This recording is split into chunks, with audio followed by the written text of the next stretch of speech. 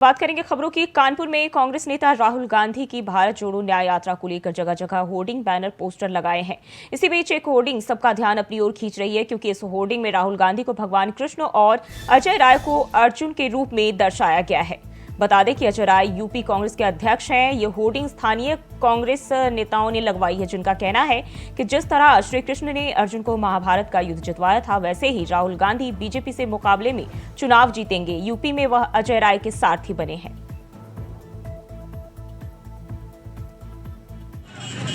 राहुल गांधी जी ने कानपुर में अपनी एक होल्डिंग लगवाई, जिसमें भगवान श्री कृष्ण का चेहरा लगाया है राहुल गांधी जी ने अपने ऊपर, और उनके प्रदेश अध्यक्ष ने अपने ऊपर अर्जुन का चेहरा लगाया है। ये किस प्रकार से बार बार ये लोग सनातन को अपमानित करने का काम कर रहे हैं, बहुसंख्यक समाज की भावनाओं को ठेस पहुंचाने का काम कर रहे हैं, ये इनके ब्लड में आ गया है। जिस प्रकार से इनके इंडी गठबंधन के स्टालिन बार बार मुगलों की तरह, आक्रांताओं की तरह कि सनातन को समाप्त कर दो, सनातन को कुचल डालो, लेकिन संभव नहीं है।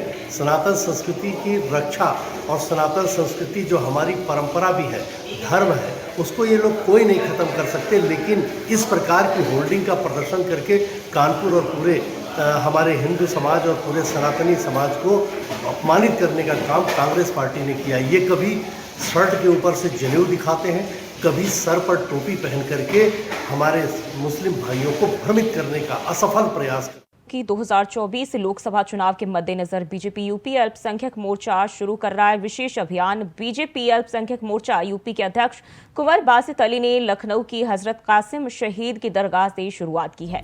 बता दें कि ना दूरी है ना खाई है, मोदी हमारा भाई है, और अब की बार मोदी सरकार के पोस्टर भी लगाए गए हैं। आपको बता दें कि अभियान के तहत प्रदेश के सभी मुस्लिम आबादी में स्थित प्रमुख धर्मस्थल जैसे दरगाह, खानका और मस्जिदों के पास मोर्चा लगाएगा। और अल्पसंख्यक मोर्चा यूपी के अध्यक्ष कुंवर बासित अली ने बताया कि हम प्रदेश के सभी मुस्लिम भाइयों के साथ जुड़ेंगे, उनको मोदी की योजनाओं के बारे में भी बताएंगे। साथ ही हम लोगों के बीच प्रधानमंत्री नरेंद्र मोदी के मन की बात का उर्दू अनुवाद पुस्तक भी लोगों को दे रहे हैं।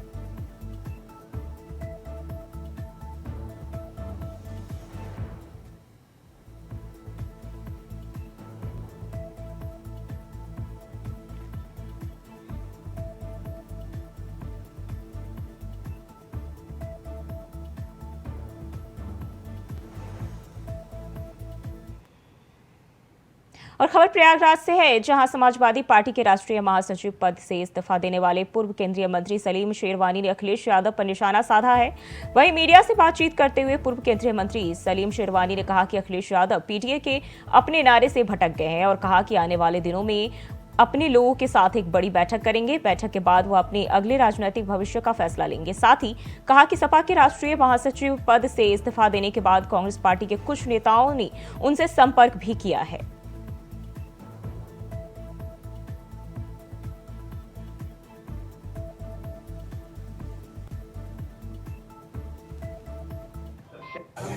देखिए, एक रीज़न होता है मतलबी कि मुझे राज्यसभा का टिकट नहीं दिया इसलिए मैंने नाराज़गी में छोड़ दिया, मगर बार बार मैं ये कह रहा हूँ कि मुझे टिकट नहीं दिया तो मुझे उससे निराशा हो सकती है, मगर नाराज़गी नहीं होगी। अगर वो किसी मुसलमान को टिकट दे देते मैं कुछ भी नहीं बोलता, मगर जिस नारे पे आपने अपने चुनाव की घोषणा की पीडीए, वहाँ का पी कहाँ गया, वहाँ का ए कहाँ गया? आपने जो एक्शन लिया है वो तो खुद ही ये दिखा रहा है कि आप अपने नारे को लेकर सीरियस नहीं है। तो इसलिए मैंने ये सोचा कि अगर उनकी में खुद सीरियसनेस नहीं है तो मैं क्यों अपना नाराज़गी जाहिर ना करूं।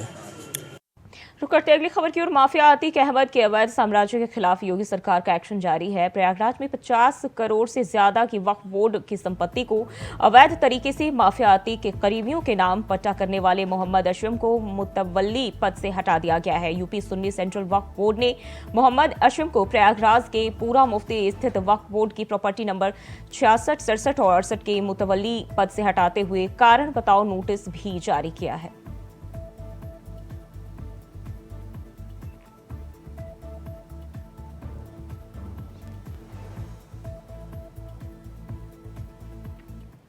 सुन्नी सेंट्रल वक्फ बोर्ड लखनऊ अब्दुल करीम और अब्दुल समद वक्फ जो पंजीकृत है 66, 67, 68, उसमें वक्फ बोर्ड ने एक जांच करवाई जांच में जो पूर्व में रहे मुतवल्ली मोहम्मद सैयद अर्शियम जी और उनकी पत्नी जीनत व अन्य कई लोग जो लगातार वक्फ की संपत्ति को डिस्ट्रॉय कर रहे थे, उनका इलीगल पट्टे कराए जा रहे थे, उसके लिए एक जांच कमेटी बनाई गई, जिस जांच कमेटी में जिला अल्पसंख्यक अधिकारी और उप जिला अधिकारी सदर प्रयागराज और अपर जिला अधिकारी की एक टीम गठित की गई, जिसमें उन लोगों ने उनको गलत पाया और वो रिपोर्ट वक्फ बोर्ड को भेजी गई। और करते अगली खबर की ओर, दिल्ली के टिकरी बॉर्डर पर पीले रंग की सुरक्षा पट्टी बनाई गई। यह सुरक्षा पट्टी येलो अलर्ट के लिए बनाई गई है। बता दें कि किसानों को रोकने के लिए एक सांकेतिक रूप से अलर्ट के तौर पर बनाया गया है। अगर किसान इस पट्टी को पार करते हैं तो धारा 144 का उल्लंघन माना जाएगा। साथ ही सुरक्षा बल एक्शन मोड में आ जाएगी।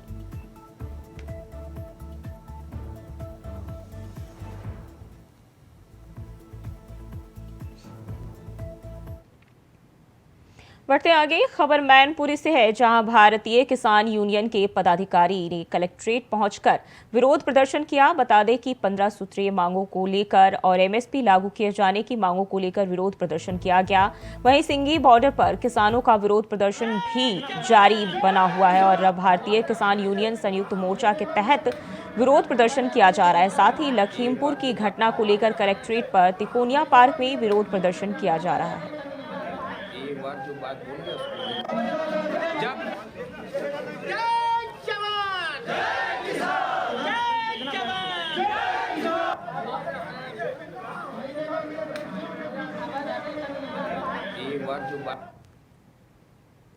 और खबर मैनपुरी से है, जहां मामूली कहासुनी को लेकर काफी पहले विवाद हुआ था, जिसके बाद दबंगों ने घर में घुसकर मारपीट की। मारपीट का वीडियो सोशल मीडिया पर वायरल हो रहा है।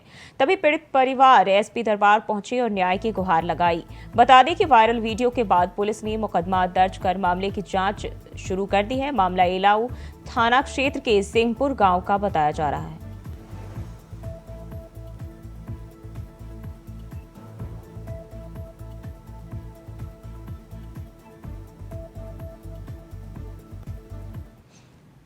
बढ़ते हैं आगे, खबर बुलंदशहर से है, जहां सोशल मीडिया पर यूपी पुलिस सिपाही भर्ती पेपर लीक की खबरों से छात्रों में रोष देखने को मिल रहा है, जिसके बाद खुर्जा में छात्र संघ ने एसडीएम को ज्ञापन सौंपा। बता दें कि खुर्जा के एनआरईसी डिग्री कॉलेज के फील्ड में एसडीएम को ज्ञापन दिया गया। ज्ञापन में दोषियों पर सख्त कार्रवाई और पेपर रद्द करने की मांग की गई है। पुलिस भर्ती बोर्ड द्वारा सिपाही की भर्ती का प्रकाशन हुआ था।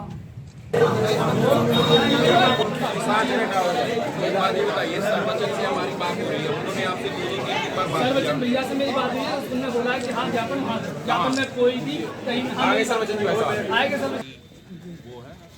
आयोग है, प्रोन्नति बोर्ड है, वो इसमें जांच भी उच्च स्तरीय जांच गठित कर दी गई है। उत्तर प्रदेश पुलिस भर्ती प्रोन्नति बोर्ड द्वारा सिपाही की भर्ती का प्रकाशन हुआ था। और खबर फतेहपुर से है, जहां तेज बारिश के साथ ओलावृष्टि हुई और आकाशीय बिजली भी गिरी, जिससे बिजली के चपेट में आने से 500 भेड़ों में से लगभग 250 भेड़ों की मौत हो गई और कई भेड़ झुलस गए। वहीं पशुपालक मुआवजे की मांग कर रहे हैं। सूचना मिलते ही मौके पर पहुंची राजस्व टीम जांच में जुट गई है। मामला जिले के थाना कोतवाली के शेषपुर उनवा का बताया जा रहा है।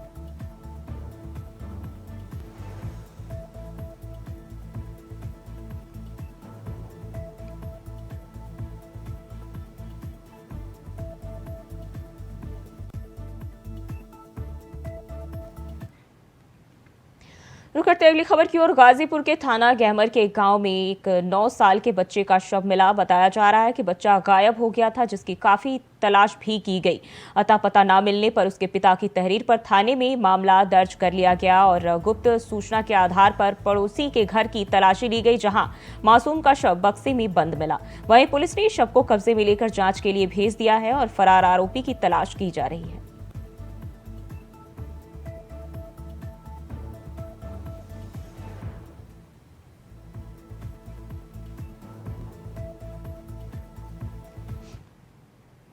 खबर मुरादाबाद से है, जहां सपा के राष्ट्रीय अध्यक्ष अखिलेश यादव सर्किट हाउस पहुंचे, जिससे पूर्व सपा कार्यकर्ताओं ने हंगामा किया। बता दें कि सर्किट हाउस में अंदर जाने से रोकने पर पुलिस और सपा कार्यकर्ताओं में धक्का मुक्की हो गई और सपा कार्यकर्ता सर्किट हाउस के गेट पर बैठकर नारेबाजी कर रहे हैं। बता दें कि सपा जिला अध्यक्ष डीपी यादव के खिलाफ कार्यकर्ता नारेबाजी कर रहे हैं। वहीं अखिलेश यादव सपा सांसद डॉक्टर शफीकुर रहमान बर्क का हालचाल पूछने हॉस्पिटल जाएंगे। बताया जा रहा है कि पिछले 20 दिनों से सपा सांसद डॉक्टर शफीकुर रहमान बर्क एक निजी हॉस्पिटल में एडमिट है।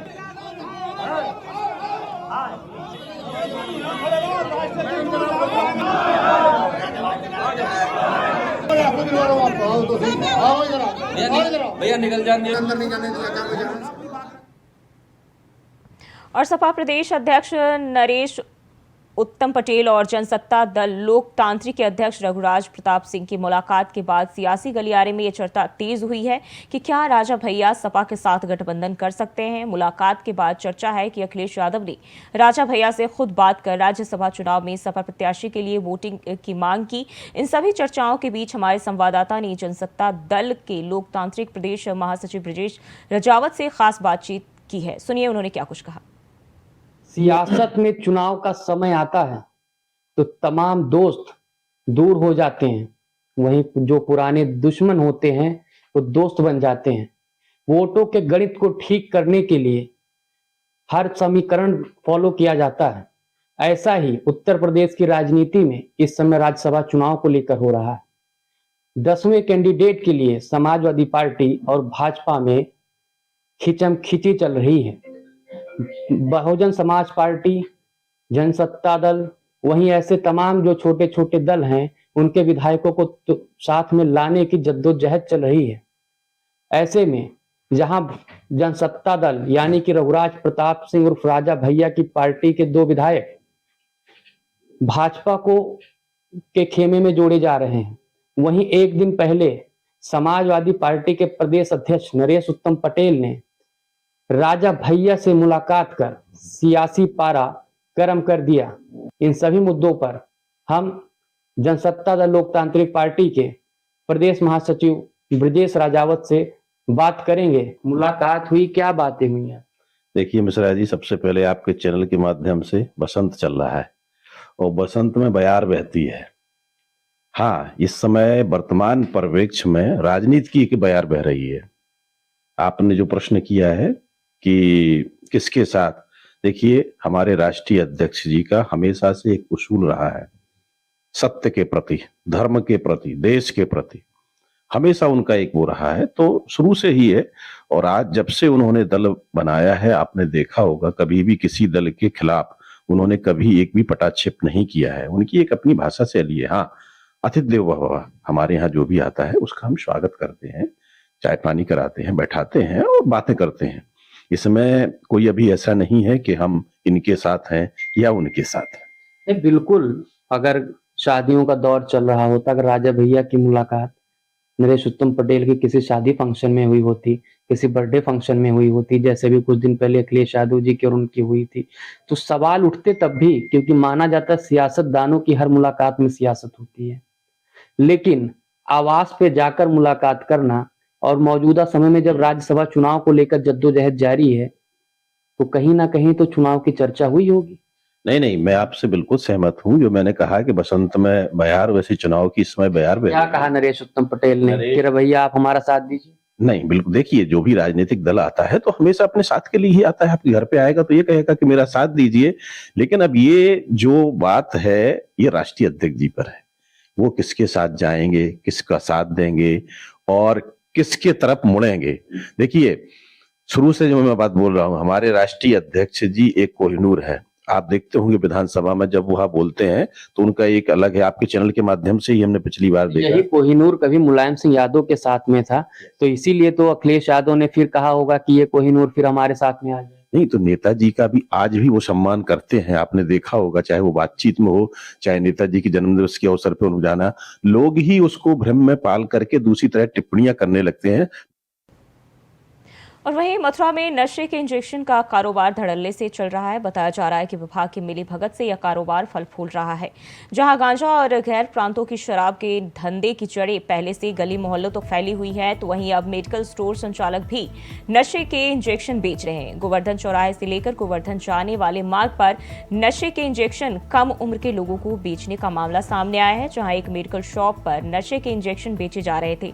इसकी जानकारी मिलने पर नारकोटिक्स ड्रग इंस्पेक्टर प्रेम पाठक मेडिकल स्टोर पर पहुंचे तो कर्मचारी स्टोर को बंद कर भाग गए, जिसको लेकर नारकोटिक ड्रग इंस्पेक्टर प्रेम पाठक ने बताया कि स्टोर का लाइसेंस जल्द ही रद्द किया जाएगा और इस मेडिकल स्टोर के मालिक पर भी कार्रवाई करते हुए मेडिकल स्टोर को बंद करा दिया जाएगा।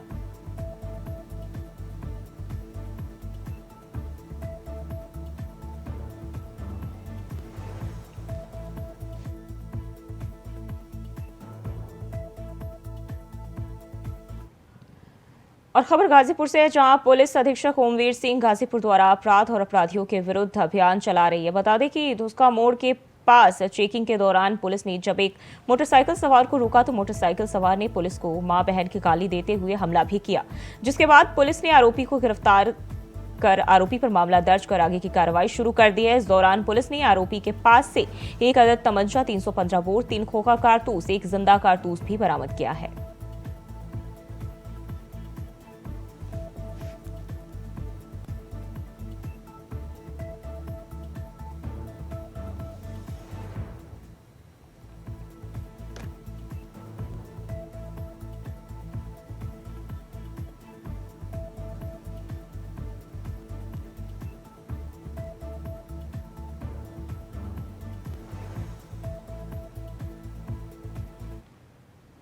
और फिलहाल के लिए बुलेटिन बस इतना ही। खबरों के लिए बने रहें इंडिया वॉइस के साथ।